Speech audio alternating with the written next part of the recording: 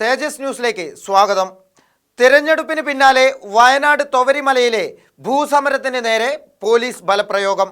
മാധ്യമങ്ങളെ വിലക്കിക്കൊണ്ടാണ് ഹാരിസൺ പ്ലാന്റേഷന്റെ ഭൂമിയിൽ കുടിൽ കെട്ടി സമരം ചെയ്യുന്ന ആദിവാസികളെ ഒഴിപ്പിച്ചത്.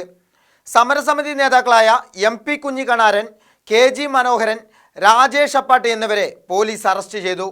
നിരവധി ആദിവാസികളെ മർദ്ദിച്ച പോലീസ് പ്രദേശത്ത് ഇപ്പോഴും ക്യാമ്പ് ചെയ്യുകയാണ്.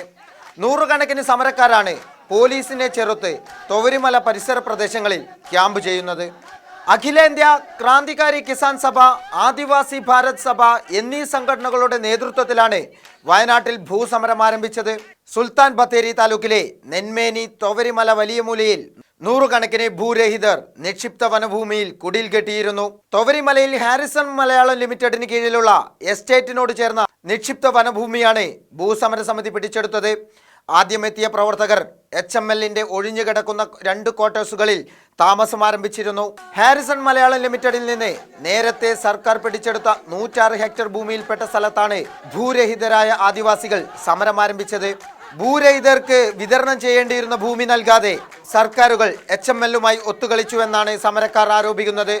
3 സെന്റ് ഭൂമിയല്ല, കൃഷിക്കും താമസിക്കാനും അനുയോജ്യമായ ഭൂമിയാണ് വേണ്ടതെന്നാണ് സമരക്കാരുടെ മുദ്രാവാക്യം.